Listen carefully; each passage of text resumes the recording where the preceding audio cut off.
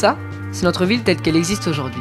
Des espaces fleuris, un marché très animé, des commerçants, les transports en commun, la ville à la campagne quoi. Sauf que si le Plessis-Trévise est comme ça aujourd'hui, c'est en grande partie grâce à la naissance de la Cité de la Joie. Comme quoi, on oublie parfois de dire que les cités apportent du positif dans le développement d'une ville. Allez, petit récap depuis les années 50. Le Plessis-Trévise était une ville dortoir, parce que les gens ils travaillaient le samedi et ils venaient le dimanche au Plessis-Trévise. Et ils avaient leur grande propriété, ils avaient tous presque un jardinier. Ça ressemblait, c'était un village, autant dire. C'était une après-guerre, quoi. Il y avait tout à refaire, quoi. Ah ouais. Il n'y avait pas de transport, il n'y avait pas de toutes ces choses-là, quoi. À l'époque, il n'y avait pas beaucoup de commerçants, il n'y avait pas de boulanger là-haut. Il n'y avait pas de libraire, il n'y avait plus rien. Quand on arrivait place de Verdun, il n'y avait que la place. Et il y avait une ferme à côté. Une ferme, c'est qu'ils allaient chercher du lait, c'est tout. Sinon, et un café. Et puis il y avait la fameuse forêt qui faisait tout le tour, là. Et là-dedans, il a défraîchi. Ils ont tout déblayé pour refaire des petits bâtiments, quoi. Après l'appel de 1954, l'abbé Pierre ne perd pas de temps. Avec les compagnons des fricheurs, ils font place nette au milieu des bois et construisent les épis, puis les toits. Plus de 200 familles arrivent par la suite dans des conditions rudimentaires, mais l'essentiel était d'avoir un toit. Ah, là, c'était des espèces de petits igloos, des petits, vraiment comme des cabanes à lapins, les pauvres gens qui étaient dedans. La cité, telle que je l'ai connue, ressemblait à une toile d'araignée. C'est-à-dire vous aviez une place, un centre, et tout autour, des maisons qui se touchaient les unes aux autres, qui étaient en biais, c'est-à-dire d'un côté c'était des F4, et de l'autre côté des F2. L'hiver, automatiquement, hein, avec les pluies et tout, c'était un peu... il fallait des sabots, hein. Il fallait des bottes. Hein. En 1954, il y avait 900 habitants à peu près dans la ville. Donc c'était une petite commune rurale qui vivotait, on va dire, un petit peu de commerce, une école. Et puis là, tout d'un coup, là, donc, il y a la construction de la Cité de la Joie, donc l'arrivée massive de personnes. Et effectivement, la ville ou la commune à l'époque n'était pas préparée à ça. Donc il a fallu que la ville se construise dans l'urgence un certain nombre d'équipements. Même au niveau des routes et tout ça, c'était même pas en place. Donc ça a été vécu effectivement comme un déclencheur finalement de l'urbanisation. Mes parents tenaient la boulangerie et au tout début de leur arrivée au Plessis-Trévise, ils étaient dans le centre de la ville, avenue Ardoin. Et en 59, ils ont construit la boulangerie que vous voyez derrière moi. Au départ, la boulangerie fonctionnait pratiquement uniquement avec la Cité de la Joie, celle-ci, hein. C'est clair. Bon, après, il y a eu l'apport de population, les pavillons, les constructions alentours. C'est ce qui a étoffé la clientèle de la boulangerie.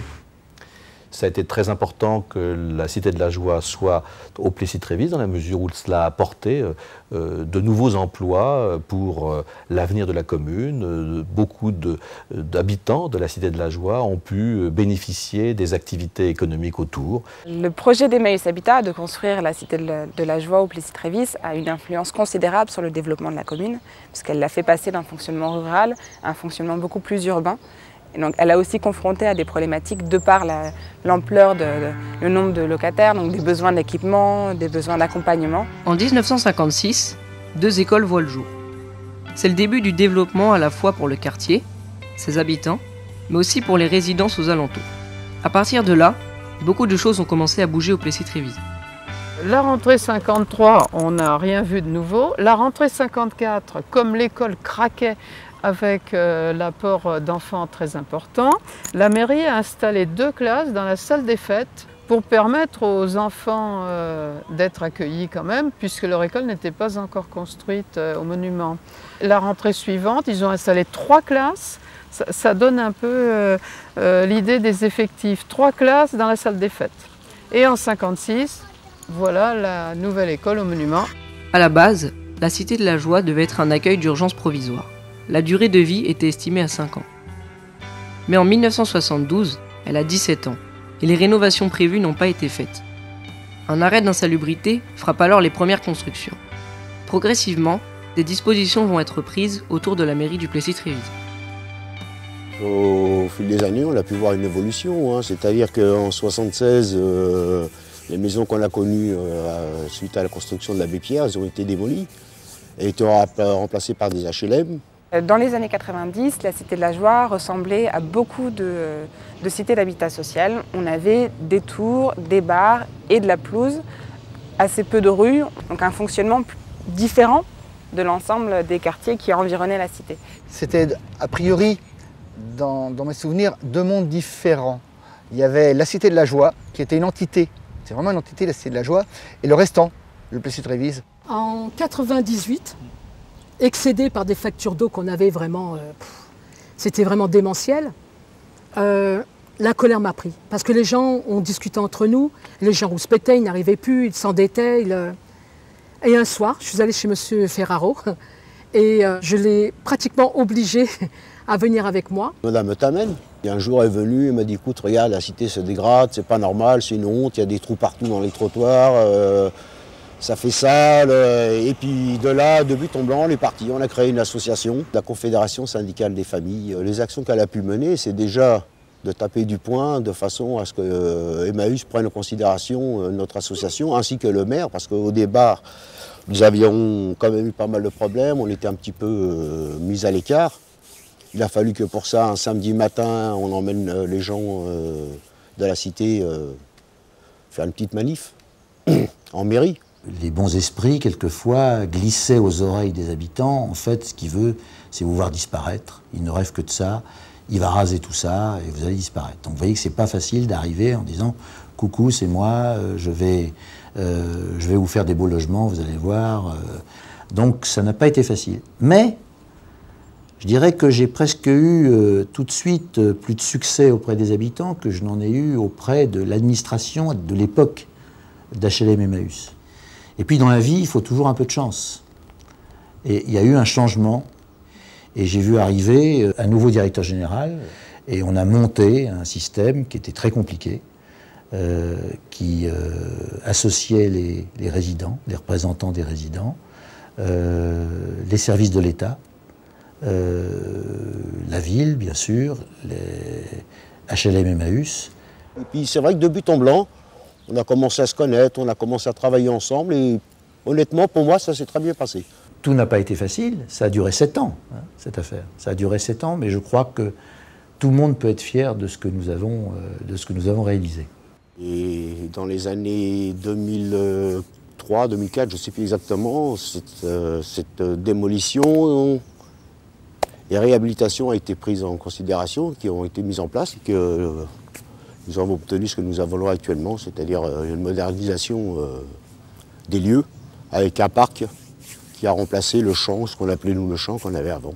Et puis il y a une idée que je tiens à vous dire aussi, qui était acceptée par tous, c'était la mixité sociale, ce qu'on appelle, c'est-à-dire enlever des logements sociaux de la Cité de la Joie, en mettre en centre-ville, ce que nous avons fait, et en même temps, avec la place disponible, la densification du plan d'occupation des sols, de faire venir une population différente, et une population d'accédants à la propriété. Et ça a aussi passé par le fait qu'on a aussi démoli une partie du patrimoine et on a reconstruit des pavillons à la place. Et ça marque aussi une ascension sociale. Et c'était très fort en plus dans un quartier où on a quand même particulièrement une population défavorisée. Et pour beaucoup, l'accession à un pavillon, ça a marqué un moment très important dans leur vie d'accession sociale. Ça aurait été des grandes tours, des machins comme ça, alors là, c'était pas bon, là. Ça aurait fait du pétard, là. Ce que je perçois de la Cité de la Joie, c'est que franchement, par rapport à d'autres cités, à d'autres quartiers HLM, on ne peut pas se plaindre.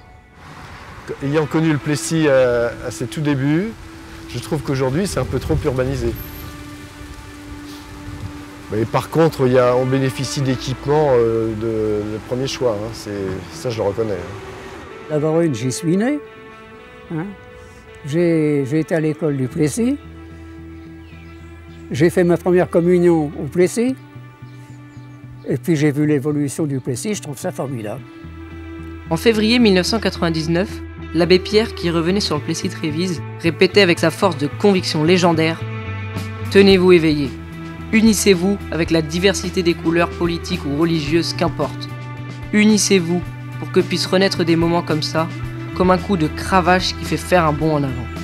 Unissez-vous pour une solution au problème humain si poignant et si dramatique que celui du manque de logement. » Finalement, c'est ici à Emmaüs, et avec cet état d'esprit, que s'est joué un jour l'avenir de la Cité de la Joie et du Plessis-Trévise. Il y a encore certainement des choses à faire bouger, mais quand on voit ce que c'est devenu, il y a de quoi être fier, l'abbé. Tu crois pas ? Je dois dire que c'était un jour, ce jour d'inauguration, était un jour très très très émouvant. J'ai été à plusieurs reprises amené à avoir les yeux humides, parce que l'abbé Pierre était très excité à un moment donné, parce qu'il se rendait compte que les choses avaient changé petit à petit, il se remémorait quel était cet endroit, ce qu'il était auparavant. Moi j'étais là le jour où est-ce qu'il est venu, il m'a pas parlé, il bougeait presque pas, mais franchement c'est magnifique d'avoir connu un homme comme ça. Bien sûr que le Plessis-Trévise est une ville qui fait revivre même l'appel de l'abbé Pierre, et qui continuera à le faire revivre, comme on dit chez nous, Inch'Allah, si Dieu le veut. Je crois que dans le travail que nous réalisons à la municipalité du Plessis-Trévise, nous nous référons souvent à l'esprit de l'abbé. Et je crois que ça fait partie de notre façon de voir les choses. Le bien vivre au Plessis, eh bien, quelque part, l'abbé nous a permis de trouver la direction et j'en suis très fier. En tout cas, notre abbé Pierre a su donner l'impulsion pour son Plessis-Trévise. Eh bien, je respecterai cette réflexion jusqu'au bout.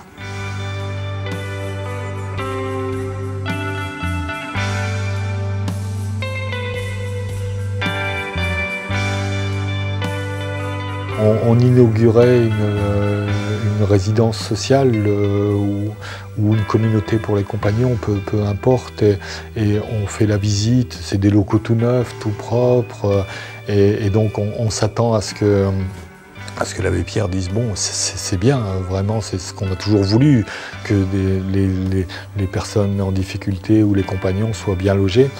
Et puis à la fin de la visite, il ramasse un caillou, et il le jette dans la fenêtre, et il casse la fenêtre. Et tout le monde est surpris en disant « Mais pourquoi vous avez fait ça, c'est pas beau, ça vous plaît pas, etc. » Non, il dit au contraire, je trouve ça très très bien. Mais il dit « Maintenant, ceux qui vont être dans ce bâtiment et qui vont être bien logés, qui vont être bien chauffés, qui vont être bien, si j'ai cassé la fenêtre, c'est pour qu'ils continuent d'entendre ceux qui sont dehors et qui sont encore à la rue et qui sont mal logés. » Et l'abbé Pierre, c'était exactement ça. Quand on avait fini, il disait les autres. Et là, quand il inaugurait une résidence ou un lieu, il y avait ce carreau cassé qui voulait dire bon, ça y est, vous avez trouvé une solution, mais il y en a encore d'autres dehors. Donc voilà une belle histoire qui est toute chargée de symboles et qui est vraie, bien sûr, même si maintenant elle est devenue un mythe dans le mouvement.